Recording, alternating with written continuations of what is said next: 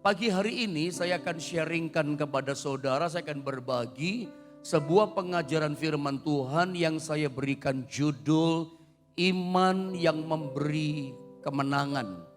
Kayak lagu zaman dulu Pantai Kosta Lama, lagu berkata, Iman yang beri menang. Ingat lagu itu saudara ya. Iman yang beri menang, iman yang beri menang, yang kalahkan dunia. Sebetulnya judul firman Allah ini saya teringat kepada lagu lama ini. Kalau saudara dalam kehidupan di dunia ini, di bulan Maret ini, bahkan di bulan-bulan berikutnya Anda ingin hidup berkemenangan, kuncinya ditentukan kepada yang namanya iman dalam hidup kita. Siapa yang menjamin kita bisa menang kalau kita nggak punya iman? Hidup setiap hari ada tantangan. Setiap hari kita diperhadapkan dengan kesukaran, kesulitan, masalah. Tetapi saya mau beritahu kepada saudara bahwa kunci kemenangan dalam kehidupan kita ditentukan kepada iman kita kepada Tuhan. Iman yang memberikan kemenangan, iman yang mengalahkan masalah, iman juga dalam diri kita yang mengalahkan dunia ini. Mari kita baca ayatnya tentang iman yang memberikan kemenangan. Matius pasal yang ke-8 kita baca pada ayatnya yang ke-13 saudara ya. Matius 8 ayat 13, mari Bapak Ibu Saudara kita membaca ayat ini bersama-sama ya. Matius 8 ayat 13, 1, 2, dan 3. Lalu Yesus berkata kepada perwira itu, pulanglah dan jadilah kepadamu seperti yang engkau percaya, maka pada saat itu juga sembuhlah hambanya.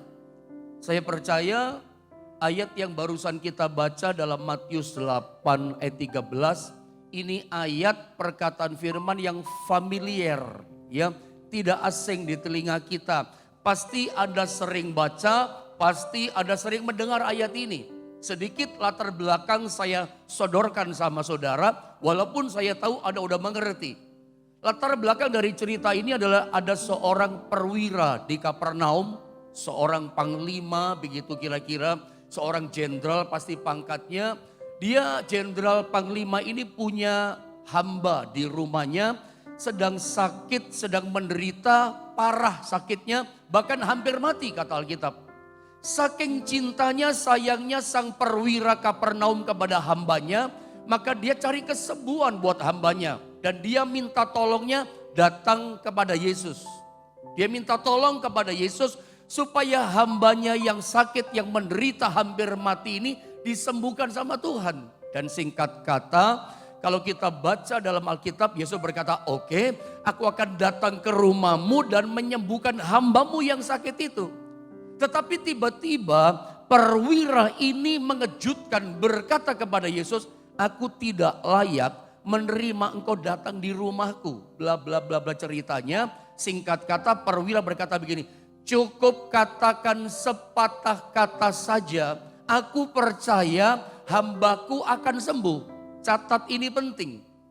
Ini perkataan dari seorang perwira Kapernaum. Dia berkata, aku tidak layak menerima engkau di rumahku. Cukup katakan sepatah kata saja. Aku percaya hambaku akan sembuh. Dan Anda lihat kemudian Yesus berkata kepada perwira ini di Matius 8 ayat 13. Saya baca ulang sekali lagi. Apa perkataan Yesus kepada perwira yang percaya kepada satu kata perkataan daripada Yesus. Yesus berkata begini, lalu Yesus berkata kepada perwira itu. Apa kata Yesus?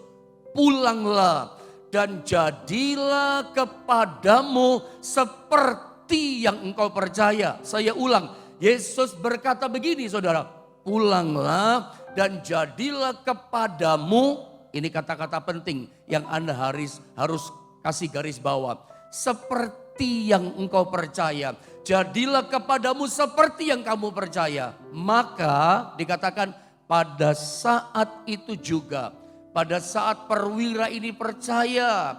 Pada saat perwira ini mengimani perkataan Tuhan. Dikatakan apa? Sembuhlah hambanya. Saat menit, detik, jam perwira ini percaya pada perkataan Tuhan, sembuh hambanya. Saudara, di sini kita mau belajar dari perkataan Tuhan. Ya, pulanglah, jadilah kepadamu seperti yang kamu percaya. Jadilah kepadamu seperti yang kamu percaya. Yang saya mau sampaikan hal pertama kepada saudara adalah begini. Bahwa hidup manusia, hidup kita itu ditentukan oleh rasa percaya kita.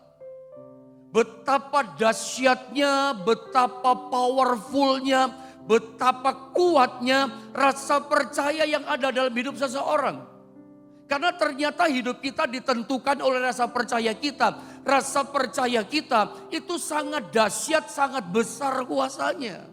Kalau pagi ini saudara mempercayai dalam hidupmu, dalam hidup kita, bahwa akan datang hal-hal yang buruk. Kalau saudara percaya saudara akan gagal. Kalau orang percaya hidupnya akan sial. Percaya, rasa percaya akan gagal.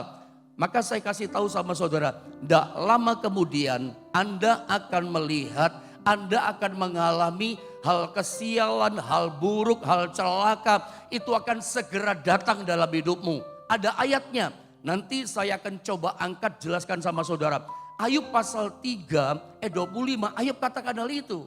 Tentang kegagalannya. Ayub cerita sharing dalam iman tentang semua kehancuran yang terjadi dalam hidupnya. Ayub berkata begini, bahwa ternyata apa yang dia takutkan itu yang mendatangi aku. Apa yang aku cemaskan, kukhawatirkan itu ternyata yang menghampiri aku. Nanti saya coba jelaskan di ujungnya.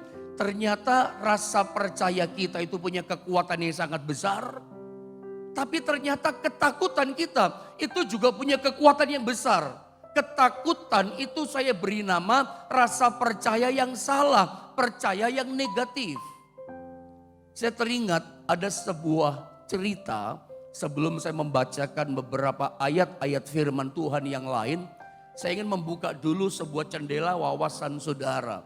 Saya teringat sebuah cerita, ada seorang jenderal yang bernama Nobunaga, Jenderal Nobunaga, jenderal dari Jepang. Jenderal yang sangat terkenal dari Jepang. Satu kali dia mau mengajak anak buahnya, para prajuritnya untuk invasi perang melawan tentara yang lain, negara yang lain. Tapi ternyata musuh yang hendak diserbu, mereka lebih kuat, senjata lebih kuat. Lalu dia melihat anak buahnya, prajuritnya cemas kayaknya wajahnya. Takut, bimbang, penuh keraguan untuk menyerbu negara kekuatannya musuh yang jauh lebih kuat. Jenderal Nobunaga membaca, melihat itu. Kemudian sebelum perang menyerbu ke sana, sang Jenderal Nobunaga mengajak anak buah prajuritnya sama-sama berdoa kepada Tuhannya. Singkat kata, setelah berdoa saudara ya, maka Jenderal Nobunaga mengeluarkan dari kantongnya yang ada di depan bajunya, baju tentaranya itu, sebuah koin uang logam yang punya dua sisi. Dan dia lemparkan itu. Dia berkata begini, nanti ketika mata uang itu jatuh di sisi gambar kaisar, berarti kita pasti menang. Tetapi nanti kalau mata uang jatuh di sisi satunya, sisi nilai mata uang yennya, kita pasti kalah. Ya. Lalu jenderal mulai lempar itu mata uangnya, jatuh kelinting-kelinting di atas tanah. Tepat yang jatuh di atasnya sisi gambar kaisar. Jenderal berkata, kalau begitu kita pasti menang. Kita pasti menang, kata anak buahnya. Menyerbu, singkat kata, dalam penyerbuan melawan musuh yang jauh lebih kuat, jumlah lebih banyak, prajuritnya dan Jenderal Nobunaga menang besar. Singkat kata, dalam satu peristiwa yang lain, salah satu prajuritnya memberanikan diri bertanya pada sang jenderal. Jenderal, saya boleh tanya? Boleh, kamu mau tanya apa? Lalu prajurit berkata begini, Jenderal, berarti yang namanya kemenangan itu sudah ditakdirkan sama Tuhan ya, kita menang. Lalu si jenderal mengeluarkan mata uang logamnya. Kamu lihat ini. Sisi yang pertama ditunjukkan gambar sang kaisar Jepang. Sisi kedua ternyata gambar kaisar Jepang juga. Maksudnya apa? Jenderal berkata, Pada waktu aku melemparkan mata uang logam ini, pasti yang jatuh adalah kaisar, gambar kaisar. Tujuannya apa ternyata? Supaya membangkitkan rasa percaya kepada para prajuritnya. Dan oleh rasa percaya itulah yang membuat para prajurit mengalami kemenangan yang besar. Makanya dari awal saya berkata kepada saudara bahwa kehidupan manusia itu ditentukan oleh rasa percayanya. Betapa besarnya, betapa dahsyatnya kekuatan dari rasa percaya. Cuman saya mau coba pilah-pilah dulu sama saudara supaya Anda nangkap dengan baik ini firman Allah. Bahwa di dunia ini ternyata ada dua macam rasa percaya. Yang pertama, rasa percaya yang negatif, bersifat destruktif, ya, bersifat menghancurkan, saudara ya. Itu saya sebut percaya yang salah atau dalam bahasa Alkitab disebut ketakutan. Ingat, firman Allah berkata, Tuhan tidak pernah memberikan kepada kita roh ketakutan. Tetapi Tuhan memberikan kepada kita roh kekuatan yang membangkitkan kekuatan, roh keberanian, bukan roh ketakutan.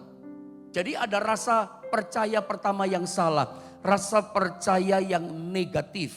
Ya, itu dalam bahasa Alkitab disebut ketakutan. Tapi ada yang kedua yang harus kita punya, rasa percaya yang positif dalam hidup kita. Bahasa Alkitab menyebut itu dengan kata iman. Iman itu percaya yang positif. Makanya suka kita sering mendengar sebuah gambaran. Saya kasih gambaran ya. Kalau dalam kehidupan kita, ini cuma gambaran supaya Anda nangkep. Kalau iman mengetuk pintu hati kita, lalu kita buka dengan ketakutan, iman akan pergi. Sebab iman dan ketakutan itu tidak bisa bekerja sama. Di mana ada iman, di situ pasti tidak ada ketakutan. Saudara bisa berkata amin?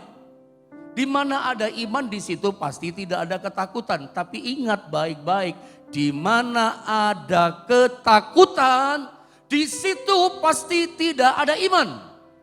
Karena iman dan ketakutan tidak bisa kerjasama. Makanya kalau yang namanya ketakutan ketuk pintu hati kita, kita buka dengan iman, oh ketakutan pasti pergi. Makanya pagi ini bangunlah hidup kekristenan kita atas dasar iman. Kerjakan semuanya dengan iman, percaya dengan iman. Karena iman itulah yang memberikan kemenangan dalam kehidupan setiap kita. Ya, mari kita bangun kehidupan kita dengan yang namanya iman. Nah, saya coba sharing sama saudara tentang namanya percaya tadi, saudara ya.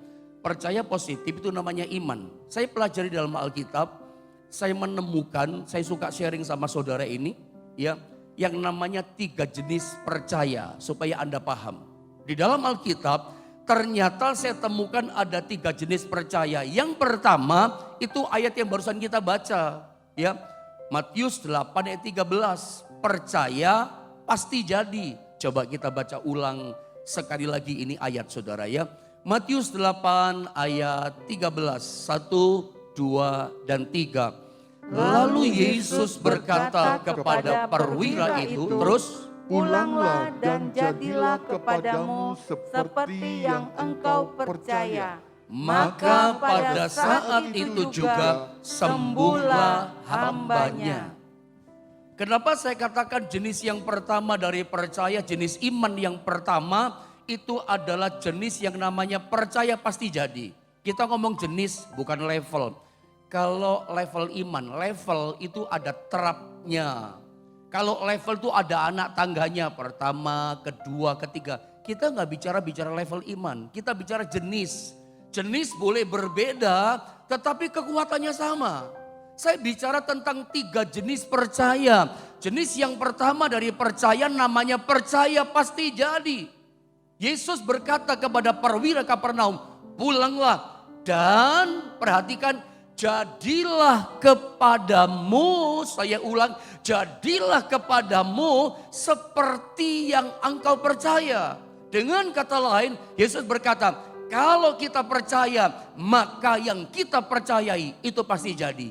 Ini yang saya bilang dari awal, hidup kita ditentukan oleh rasa percaya kita. Karena ada kekuatan yang dahsyat di dalam rasa percaya kita. Yesus berkata dalam ayat ini, kalau kita percaya, yang kita percaya pasti jadi. Jadilah kepadamu seperti yang kamu percaya. Saat dia percaya, hambanya sembuh. Hambanya sembuh saat itu juga. Yang kita percaya itu jadi, saudara. Mari kita belajar di Alkitab ini. Tapi ingat ya, seperti saya bilang tadi, percaya itu punya kekuatan yang dahsyat. Tetapi ingat, ada namanya ketakutan. Lawan daripada percaya, lawan daripada iman adalah ketakutan. Kayak utara sama selatan, lawannya begitu. Kayak timur sama barat. Seperti itulah gak pernah bisa ketemu. Yang namanya iman, percaya dan ketakutan. Percaya punya kekuatan yang hebat, tapi jangan lupa ketakutan juga punya kekuatan yang hebat. Coba kita lihat Ayub ini yang saya bilang sama saudara tadi ya. Ayub pasal 3 ayat 25, supaya menjadi ingat-ingatan, awasan, aware buat kita menyadari gitu ya. Coba sama-sama baca ini ayat, ucapkan ini ayat supaya Anda ingat. Begitu ada ketakutan, suruh pergi dia. Begitu ada ketakutan, usir dia. Karena ternyata yang kita takutkan itu mengerikan. Saudara, mari sama-sama kita baca dulu ayatnya. Ayub pasal 3 ayat 25, 2, 3. Karena yang kutakutkan itulah yang menimpa aku. Dan yang kucemaskan itulah yang mendatangi aku. Mari kiranya kita belajar dari ayat firman Allah ini. Dan sadar gitu loh.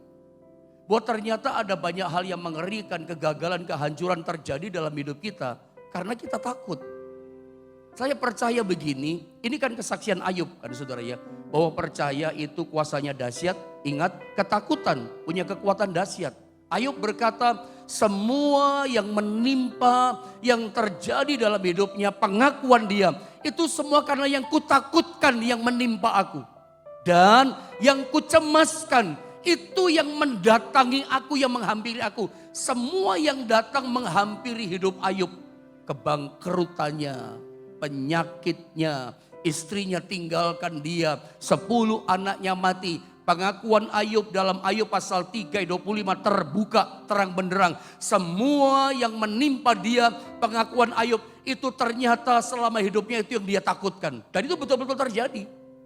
Makanya sejujurnya saya percaya begini, kegagalan, kehancuran, hidup kacau balau, hidup yang hancur berantakan. Saya percaya itu bukan takdir ilahi. Ya, semua kehancuran, kegagalan yang kita alami itu bukan sebuah takdir. Tapi kenapa? Karena rasa percaya yang salah. Rasa percaya yang salah Alkitab beri namanya ketakutan. Makanya kalau pagi ini ada di antara bapak, ibu, saudara Anda sedang cemas dalam hidupmu. Ada sesuatu yang kau sedang takutkan. Usir takutmu dengan iman. Nanti kita belajar bagaimana caranya ketakutan pergi. Karena jelas Alkitab berkata kepada kita, Tuhan tidak pernah memberikan roh ketakutan. Tapi Tuhan memberikan roh keberanian, roh kekuatan kepada kita. Karena dengan kekuatan inilah memberikan kita kemenangan. Ternyata yang namanya ketakutan, ini powernya besar. Yang kita takutkan itu terjadi. Makanya kita kembali kepada jenis yang pertama daripada iman atau percaya. Bahwa Yesus berkata, ya jadilah kepadamu seperti yang kamu percaya.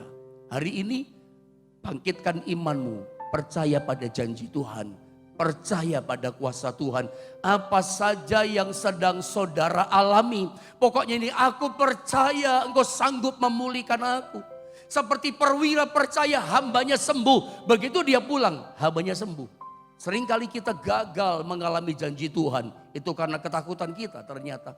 Seringkali kita gagal mengalami janji Tuhan yang disediakan dalam hidup kita. Karena kecemasan ketakutan kita. Mari kembali kepada janji Tuhan. Percaya kepada dia. Ada jenis yang kedua dari percaya, namanya adalah percaya bulat total. Tidak ada bimbang, tidak ada ragu, tidak ada percaya kepada yang lain-lain. Hanya Yesus, hanya kuasanya, hanya janjinya. Dari mana ayatnya kita tahu? Matius 17 ayat 20. Saya baca ayat ini, saudara ya, perhatikan tentang percaya yang 100%. Tidak ada bimbang, tidak ada ragu. Matius 17 ayat 20 saya baca begini kata firman Allah. Ia berkata kepada mereka, pagi ini Yesus berkata kepada setiap kita. Karena kamu kurang percaya, saya ulang, karena kamu kurang percaya, berarti bimbang, ada ragu, ada bimbang masihan, ya, ada bolongnya imannya.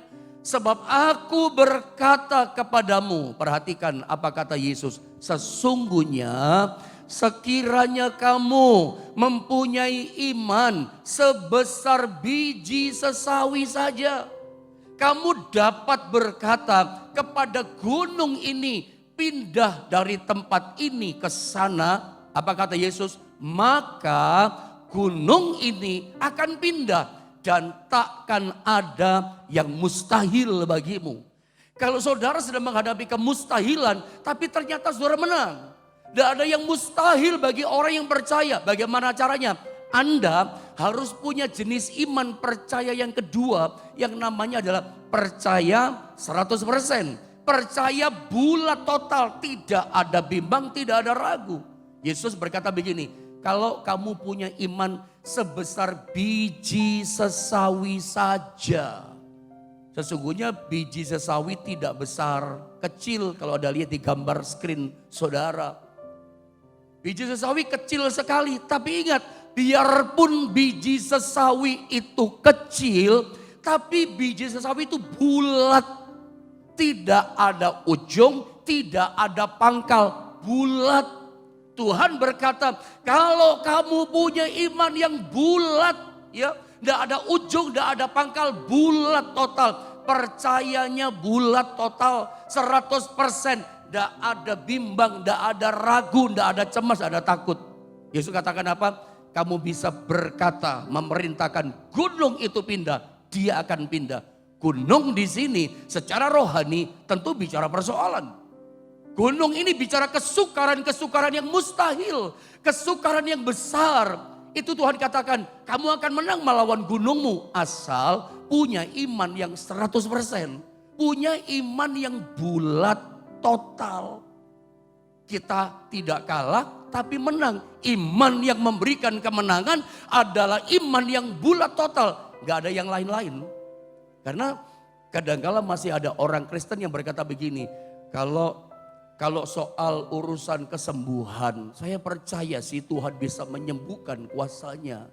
Tapi urusan dagang, rumah makan, toko, usaha, bisnis, supaya laris, supaya ada rezekinya, supaya ada berkatnya, supaya tiap hari banyak orang datang dan beli usahanya, tokonya itu. Orang berkata gini, kayaknya perlu percaya sama yang lain, percaya jimat-jimat, percaya sama benda-benda keramat, percaya sama hong shui, feng shui segala macam.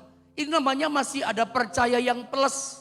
Masih ada percaya yang lain-lain. Yang Tuhan mau apapun masalah kita, percayanya hanya pada Yesus. Yesus itu jawaban buat seluruh masalah persoalan kita. Jadi apa saja masalahmu pagi ini, jawabannya ya Yesus, nggak ada yang lain. Percayanya ya pada Yesus. Ya, dalam pikiran kita hanya Yesus yang tolong. Dalam hati kita hanya Yesus yang tolong. Dalam tindakan kelakuan kita, dalam keseharian kita, ya pokoknya cuman Yesus. Yang kita percaya, Yesus yang bisa tolong hidupku, Yesus yang pulihkan hidupku. Hanya Yesus. Jenis iman kedua ini, jenis percaya kedua, Anda harus memilikinya. Percaya yang bulat total, tidak ada bimbang, tidak ada ragu. Di sini penting. Makanya pikiran kita mesti tunduk kepada firman, kepada iman.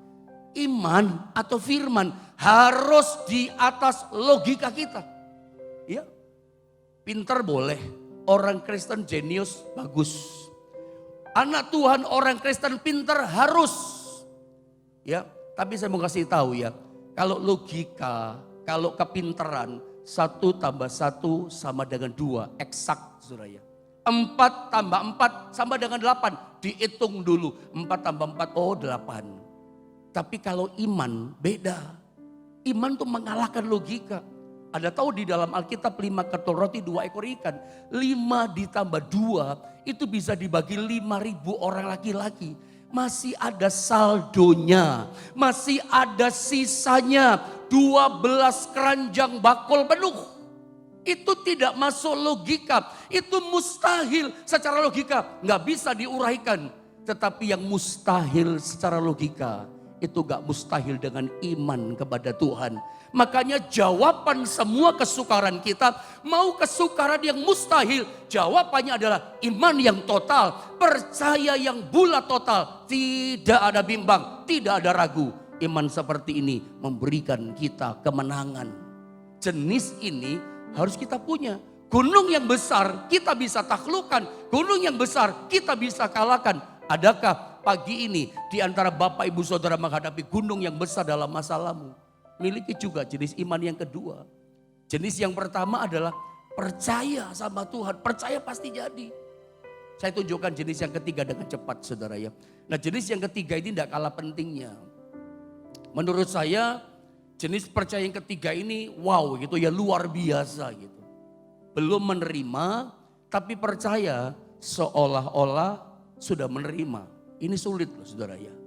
Tetapi kalau kita punya ini, itu luar biasa. Markus 11 ayat 24 ayatnya. Sama-sama kita baca deh ayat yang terakhir deh buat kita ya. Markus 11 ayat 24, 1, 2, dan 3. Karena itu aku berkata kepadamu, apa saja yang kamu minta dan doakan, percayalah bahwa kamu telah menerimanya, maka hal itu akan diberikan kepadamu. Sebetulnya yang saya sampaikan kepada saudara pagi ini adalah hal-hal yang sederhana, saudara ya. Hal-hal yang bersifat kesehari-harian dalam hidup kita. Asal kita punya percaya, punya iman, kita berkemenangan. Ada jenis yang ketiga, percaya yang ketiga. Belum menerima berkat, belum menerima mujizat, belum menerima pemulihan atau kesembuhan dan segala macam. Belum menerima tapi percaya seolah-olah sudah menerima. Yesus berkata, aku berkata kepadamu apa saja yang kamu minta dan doakan. Ya, percayalah, ada kata percayalah, perhatikan. Bahwa kamu telah menerimanya. Percayalah bahwa kamu telah menerimanya seolah-olah sudah menerima. Maka kata firman, kata Yesus dikatakan, maka hal itu, hal yang kita minta, hal yang kita rindukan akan diberikan kepadamu. Kita menerima, padahal belum menerima, tapi seolah-olah aku sudah menang, aku sudah dipulihkan, aku sudah diberkati, aku sudah ditolong. Padahal kita belum melihat pertolongan, tapi kita percaya aku sudah ditolong oleh Tuhan. Berarti ada sukacitanya dan bergelora roh kita. Maka Alkitab katakan itu akan diberikan kepadamu, kamu akan menerimanya. Belum menerima, ini jenis yang kedua, tapi percaya. Ketiga, tapi seolah-olah percaya sudah menerima. Kadang-kadang kita ini disuruh percaya sama Tuhan itu susah ya. Menurut Anda lebih mudah percaya kepada manusia atau lebih mudah percaya kepada Tuhan? Percaya kepada Tuhan itu sulit loh. Kalau ada orang Kristen berkata, oh percaya kepada Tuhan mudah. Kayaknya dia belum mengerti tentang iman percaya. Percaya kepada Tuhan itu lebih sulit. Kenapa? Karena Allah Tuhan gak kelihatan. Tuhan itu roh adanya. Manusia kelihatan. Coba, sebetulnya kita suka membuat hal yang hari-hari ya. Kita percaya sama perkataan orang sama manusia.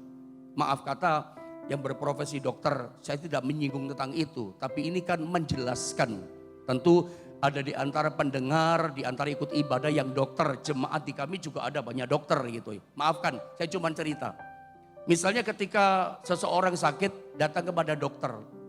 Dokter misalnya namanya dokter Budi dan seterusnya. Ada di pelangnya, dokter spesialis penyakit dalam atau dokter apa. Anda cuma baca pelangnya, Anda percaya oh spesialis.